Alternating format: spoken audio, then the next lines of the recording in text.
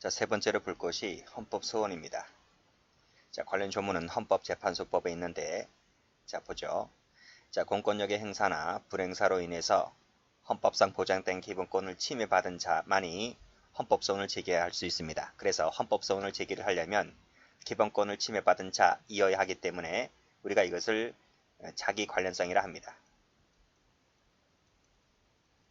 자기 관련성을 가진 자만이 제기할 수 있는 거예요. 그래서 따라서 고발인은 제3자잖아. 제3자. 고발인은 기본권을 침해받은 자가 아니죠. 그래서 이 사람은 헌법소원을 제기를 할 수가 없습니다. 자, 그리고 헌법소원을 제기할 때 법원의 재판은 제외한다 이겁니다. 법원의 재판은 빼고 헌법재판소에다가 헌법소원 심판을 청구할 수 있는데, 여러분, 헌법재판소가 우리나라에 몇 개가 있죠? 우리나라에 몇 개 있어?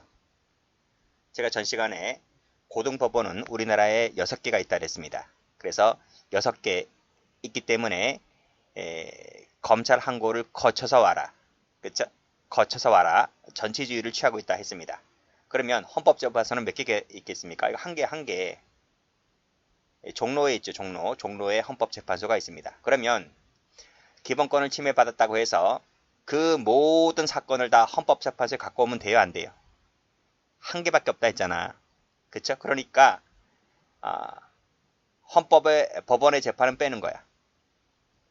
법관이 그나마 현 제도가 취하고 있는 그나마 가장 객관적이고 공정한 기관이라 하는 거잖아요. 그러니까 그 객관적이고 공정한 법원의 재판에서 답을 얻었다면, 그것이 옳건 그르건 답을 얻었다면 거기서 끝내라 이겁니다. 거기까지고 그것을 헌법재판소에 갖고 오지 말아라 이겁니다. 그래서 법원의 재판은 빼는 거예요. 그쵸? 그래서 그런 얘기가 나와 있는 것이고, 자, 또 한 가지 더 있습니다. 헌법소원을 제기하려면 법률에 다른 구제 절차가 있을 때에는 그 절차를 모두 거친 후에 그리고 나서 가장 마지막에 와라. 이것을 최우수단성이라 하죠. 다른 말로 보충성이라고도 합니다. 그쵸? 그 구제 절차가 뭔데? 그치, 법원의 재판이지. 또는 우리 전 시간에 배웠던 재정신청도 마찬가지죠. 재정신청도 다 거치고 와야 되는 거야. 그쵸? 왜? 우리는 한 곳밖에 없으니까. 우리 일손이 부족하니까 니네 소원 다 일일이 들어줄 수 없단 말이죠. 그래서 헌법소원을 제기하려면 첫 번째, 기본권을 침해받을 것. 두 번째, 최우수단성, 보존성을 갖출 것. 이겁니다. 자, 대상 나와 있죠? 검사의 불기소 처분이 그 대상입니다. 그리고 법원의 재판은 뺀다. 재정신청도 법원의 재판이죠? 그래서 이런 것은 헌법소원 대상이 되지를 않습니다. 공소제기도 빠집니다. 공소제기는 불기소가 아니잖아요. 공소제기는 불기소가 아니기 때문에 이것도 헌법소원 대상이 되지를 않습니다. 자, 그러면 팔레보죠. 자, 대상이 되는 것들. 첫 번째, 불기소 됩니다. 두 번째, 기소유예도 포함되는 거죠. 불기소에는. 그 다음에 기소 중지 됩니다. 자, 마지막에 제기 분료됩니다. 자, 올라가서 4번을 보면, 자, 처리 방법에 있어서 약간 의심스러운 점이 있는데, 검사가 이러한 조사를 현저히 소홀히 합니다. 그래서 사건을 끝내버린다는 거죠. 라고 했을 때, 요거 뭐다? 기본권 침해받은 거 맞죠? 그래서 요거 부분에 대해서 재판 절차 진술권을 침해했다고 해서 헌법소원 제기 대상이 된다는 것이죠. 사건 종결한 부분, 요거 헌법소원 대상이 된다. 빨간색 해야 되겠네요. 이렇게 정리하시면 됩니다. 안 되는 거. 수사 진행 중인 거 안 됩니다. 이거는 수사가 진행 중인 거라 했지 불기소한 것이 아니잖아요. 이것은 불기소가 아니기 때문에 이것은 검사의 불기소 처분이 아니기 때문에 대상이 되지를 않습니다. 그리고 공소 제기했다 했잖아요. 공소 제기를 했기 때문에 불기소가 아니죠. 그래서 이것도 마찬가지고 약식명령도 마찬가지고 기소한 거잖아. 둘 다 기소이기 때문에 불기소가 아닙니다. 헌법소원 대상이 되지를 않습니다. 수사 제기했다. 그렇죠? 수사를 제기한 그 부분이기 때문에 일반과 같은 취지로 불기소가 아니죠. 내사사건 종결 처리도 아닙니다. 자, 공람 종결 처분도 안 됩니다. 자, 4번, 5번을 묶어보시면 4번하고 5번은 수사기관 내부적 사건 처리 방식에 불과하다. 이것도 마찬가지입니다. 그래서 기본 고침은 아니라는 겁니다. 그 다음 기소했다는 부분이죠. 불기소가 아니기 때문에 대상이 되질 않고 공소 취소, 공소 제기했죠. 공소 제기했기 때문에 이것도 불기소가 아니므로 대상이 되지를 않습니다. 공소시효가 완성된 부분 헌법소원 대상이 되지를 않습니다. 왜 그럴까요? 권리보호기 이익이 없기 때문에 그래요. 이익이 없어서. 자, 다음 확정 판결이 있을 때도 마찬가지입니다. 그 다음 재정신청 절차를 경유하여 법원의 판단을 거쳤죠. 법원의 판단 거쳤으면 거기서 끝내라는 겁니다. 굳이 헌재까지 갖고 오지 말고. 자, 됐습니다. 자, 요건 말씀드렸어요. 자기 관련성, 직접성, 현재성, 보충성 이 네 가지가 헌법소원 제기할 수 있는 요건이 됩니다. 요건. 그리고 제가 법조문에서는 자기 관련성과 보충성 얘기했습니다. 고발인은 자기 관련성이 없어서 청구할 수 없고 고소인 됩니까 안 됩니까? 고소인도 안 됩니다. 고소인은 왜 안 될까요?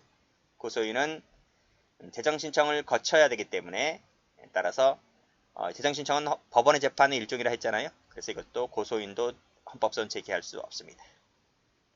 체포는 체포 적부 심사라는 구제 절차가 있습니다.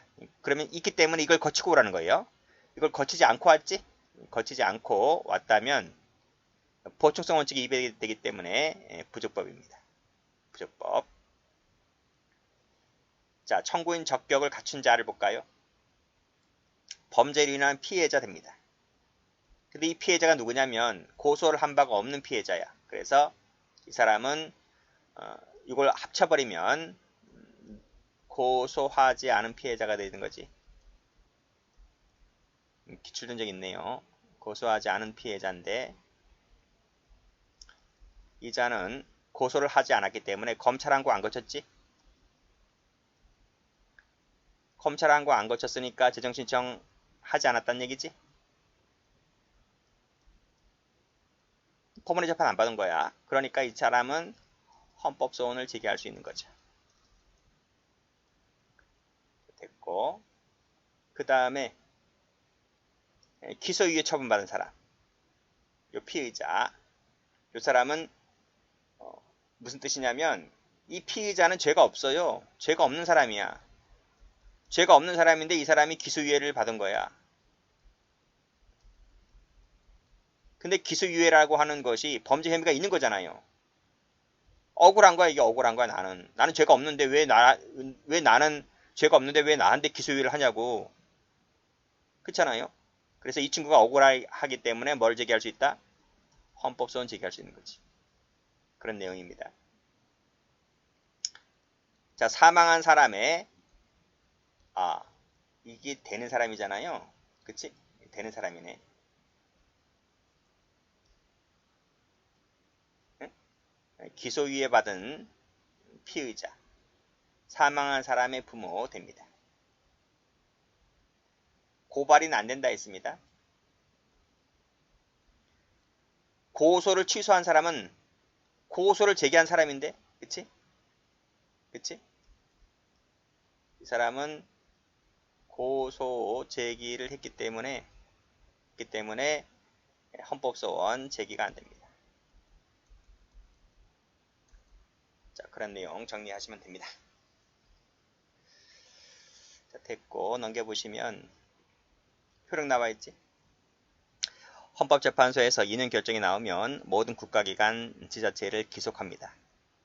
그래서 밑에 보시면 헌법재판소의 결정이 나왔지? 그 결정이 나왔다면 역시 밑에 기속력이 있기 때문에 검사로서는 그 헌법재판소 결정에 따라서 성실히 수사 결정하면 됩니다. 그런 내용입니다. 자, 이 헌법재판소 결정이 나왔잖아요. 그러면 불복 신청 됩니까? 안 됩니까? 안 돼요.